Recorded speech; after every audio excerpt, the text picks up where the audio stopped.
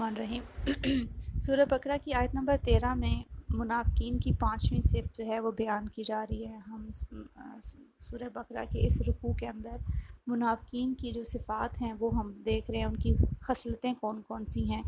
ان کا ہم نے جائزہ لیا۔ ہم نے 4 ان کی صفات پڑھ لی تھیں۔ 5ویں ان کی صفت یہ ہے کہ وہ یہ سمجھتے تھے کہ منافقین جو ہیں وہ مومنین جو ہیں وہ احمق ہیں، جبکہ حقیقتاً منافقین خود احمق بے وقوف ہوتے ہیں۔ مومنین تو اپنی جو اللہ تعالیٰ کے اوپر ایمان لانے کی وجہ سے، انبیاء کے آواز پر لبیک کہنے کی وجہ سے اور آخرت پر ایمان لانے کی وجہ سے اللہ تعالیٰ کے پسندیدہ اور عقل مند انسان جو ہیں وہ گردان دیے گئے ہیں۔ لیکن منافقین جو ہیں وہ لوگ یہ کہتے تھے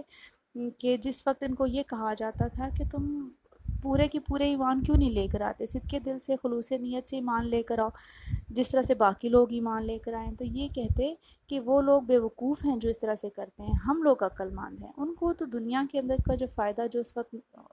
مسلمانوں کی جو ابتری تھی، مسلمانوں کے جو حالات تھے، ان کے جو لوگوں کے حالات تھے اور جو ان کے مد مقابل کفار کی زور آوری تھی، ان کی طاقت تھی، اس سے اس کا اندازہ لگا رہے تھے کہ کفار جو ہیں وہ فائدے میں رہ جائیں گے اور مسلمان جو ہیں وہ نقصان اٹھا لیں گے، تو لہٰذا وہ نقصان والے روش اختیار کر رہے ہیں مسلمان، اور وہ احمق ہیں، حالانکہ وہ خود احمق ہیں۔ اللہ تعالیٰ نے ان آیات میں یہ کہا کہ الا انہم هم الصفاء ولکن لا یعلمون، کہ بے شک وہ لوگ خود بے وقوف ہیں اور وہ اس چیز کا شعور نہیں رکھتے، انہیں نہیں معلوم کہ آخرت کی زندگی جو ہے وہ ہمیشہ رہنے والی ہے، دائمی زندگی ہے، اور اس وقت جس زندگی سے وہ گزر رہے ہیں وہ بالکل عارضی ہے، وہ چند روزہ زندگی ہے، اور یہ بھی حقیقت ہے کہ سچ جو ہے وہ ہمیشہ غالب آ جاتا ہے، اور اس نے ہر انسان نے جو ہے اس دنیا سے چلے جانا ہے، لہٰذا وہ اس چیز کو ترجیح دے کہ جو ہمیشہ رہنے والی چیز ہے وہی فائدہ دیتی ہے، جس کا فائدہ جو ہے ابدی ہوتا ہے، دائمی ہوتا ہے۔ لیکن ان کا جو یہ تذبذب رہنا اور تردد رہنا یہ در حقیقت بے وقوفی تھی، اور منافقین خود جو ہیں بہت بڑے بے وقوف تھے۔ ان کی چھٹی جو صفت ہے وہ ان کا دوغلا پن ہے۔ جب وہ مومنین سے ملتے تو ان کے سامنے بڑے اچھے مسلمان بنتے اور ان سے کہتے کہ جی ہم تو بالکل اچھے مسلمان ہیں، آپ جیسے لوگ ہیں۔ ان کی خوشنودی حاصل کرنے کے لیے اپنے آپ کو مخلص مسلمان گردانتے تھے، لیکن وہ جس طرح سے اپنے جیسے لوگوں میں، اپنے جیسے سازشی اور کفار لوگوں میں، یہود و کفار کے ساتھ جب بیٹھتے تھے، ان کے ساتھ دن رات میں بیٹھ کے اسلام کے خلاف سازشیں کرتے تھے، تو وہ ان کے پاس جاتے تو وہ کہتے ان کو اپنے جو ہے نا اس کا یقین دلاتے، اپنے خلوص کا اور اپنے اس گروہ کے ساتھ اپنی یکجہتی کا جو ہے وہ یقین دلاتے تھے۔ تو یہ شیاطین سے مراد وہ لوگ ہیں جو مخالفین اسلام ہیں، یعنی یہود اور کافر لوگ۔ جب ان کے پاس بیٹھتے تو ان کو اپنے جو ہے نا وہ اس کا یقین دلاتے کہ ہم بالکل آپ کے ساتھ ہیں۔ دونوں سے فائدہ اٹھاتے تھے، جہاں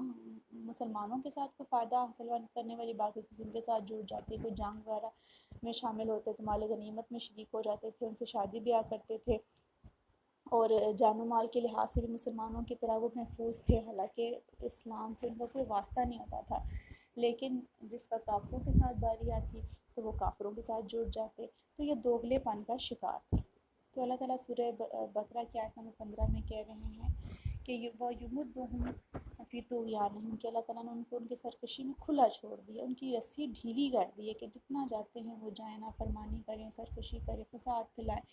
جو کرنا ہے کر لیں، اللہ کی مرضی کے آگے وہ کچھ بھی نہیں کر سکتے، وہ مسلمانوں کو کچھ نقصان نہیں جتنی سازشیں مرضی وہ کر لیں وہ اس میں کبھی بھی کامیاب نہیں ہوں گے۔ آخر میں کیا ہوگا کہ جتنی لمبی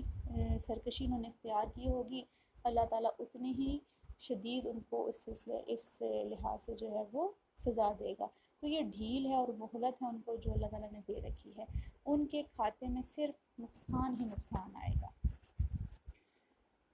اولئک الذین اشتروا الضلالۃ بالہدیٰ، کہ یہ وہی لوگ ہیں کہ جنہوں نے ہدایت کے بدلے گمراہی خریدی۔ کوئی ایسا شخص ہمیں عقل مند نظر نہیں آتا جو مٹی خریدے، سونا دے کر مٹی خریدے۔ ایک محاورہ اکثر ہم سنتے ہیں کہ وہ عقل مند شخص نہیں ہوتا کہ جو کوئی فائدے والی چیز دے کے اس کے بدلے میں نقصان والی چیز خریدے۔ تو ان لوگوں نے ایسا سودا کیا ہے کہ جو سراسر ان کے لیے نقصان کا باعث ہے، ان کے لیے سراسر نقصان باعث ہوا ایسا سودا کرنا کہ انہوں نے ہدایت کو چھوڑ دیا، مسلمانوں کو چھوڑ دیا، اس ہدایت اس روشنی سے ہدایت حاصل کرنے کے بجائے انہوں نے کفار کے روش کو اختیار کرتے ہوئے کفار کے ساتھ مل گیا اور ضلالت کو خرید لیا۔ تو یہاں سے ہی ہم اس بات کا اندازہ لگا لیں کہ وہ کس قدر عقل مند ہیں کہ وہ نقصان والا سودا کر رہے ہیں، ایسی تجارت کر رہے ہیں جس سے ان کا کوئی فائدہ نہیں ہوگا، نہ دنیا میں نہ آخرت میں۔ دنیا میں بھی ان کو ایک نہ ایک دن جب ان کا پردہ فاش ہو جائے گا، ان کی عزت ختم ہو جائے گی، ان کو رسوائی کا سامنا کرنا پڑے گا، ان کا اعتبار اٹھ جائے گا، اور آخرت میں یقیناً ان کے ہاتھ میں کوئی عمل ہے ہی نہیں کہ وہ اپنے عمل کے ذریعے آخرت میں کوئی کامیابی حاصل کر سکیں، لہذا دنیا میں گئی اور آخرت بھی گئی۔